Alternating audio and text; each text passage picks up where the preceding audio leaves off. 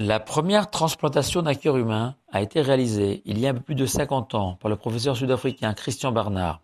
En écoutant les paroles suivantes, vous découvrirez que la Torah l'avait envisagé bien avant. Shabbat, Parashat Re'eh. Nous célébrerons aussi Rosh Chodesh, le début du mois d'Elul. Nos sages nous enseignent que tout un chacun est tenu d'expérimenter une meilleure façon de vivre son judaïsme pendant toute cette période jusqu'à Kippour, à l'instar de Moshe, qui remontait pendant cette même période au mont Sinaï 40 jours, uniquement pour recevoir de nouvelles tables de la loi et remplacer celles qu'il avait brisées suite à la faute du veau d'or. Et le Rav Dessler s'étonne pourquoi tant de jours étaient nécessaires pour la gravure de nouvelles tables. Le Rav explique que Moshe a été obligé de réapprendre toute la Torah, en faire l'apprentissage dans un nouvel environnement, parmi des hommes et des femmes ayant fauté. La première Torah était destinée à des enfants d'Israël au niveau d'Adam et Ève, avant le péché originel, c'est-à-dire comme le dit le psaume lu tous les mardis, Elohim Atem, des êtres quasi-divins, jouissant d'une proximité avec l'Éternel, respectant certaines règles valables uniquement au palais du roi des rois, tandis que la deuxième Torah était elle destinée à des enfants d'Israël qui ont été chassés du palais suite à leur faute, et cette seconde Torah devait leur permettre d'y retourner, de retrouver leur virginité, vierge justement, qui est le signe astrologique de cette période de l'année.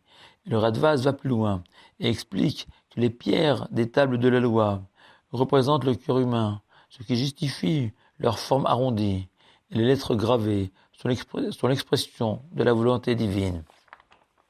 Lors du premier don de la Torah, le cœur des enfants d'Israël était pur, entièrement tourné vers l'Éternel. Dès lors, Dieu lui-même a fourni les pierres des tables de la loi, à l'image de la perfection du cœur des enfants d'Israël. Par contre, pour le deuxième don de la Torah, l'Éternel a demandé à Moshe, va dans une carrière et apporte-moi 2 tables de pierre sur lesquelles je graverai les 10 paroles. C'est-à-dire, poursuit le Radvaz, à l'inverse du premier don de la Torah, cette fois-ci, c'est sur un cœur humain qui a fauté, qui se met à battre pour tout, et souvent pour n'importe quoi, que l'Éternel écrit la Torah, dont les lois permettront à cet organe fragile de retrouver sa pureté, lui apprendre à vibrer à nouveau pour les seules choses de la vie qui en valent la peine, et que de la même manière que l'Éternel a réussi cette délicate opération d'écrire la Torah sur le cœur des enfants d'Israël, au point de s'exclamer le 40e jour, jour de Kippour, je vous ai tout pardonné, signe que la greffe avait pris. Ainsi explique le Maharal, chaque année, cette période est propice à ce processus de régénérescence de notre cœur, grâce aux mitzvot de la Torah. De plus, la conception d'un bébé, selon la tradition juive, qui ne se place évidemment pas au niveau scientifique, dure 40 jours. Ces mêmes 40 jours jusqu'à Kippour, nécessaires pour la naissance ou renaissance de chacun d'entre nous.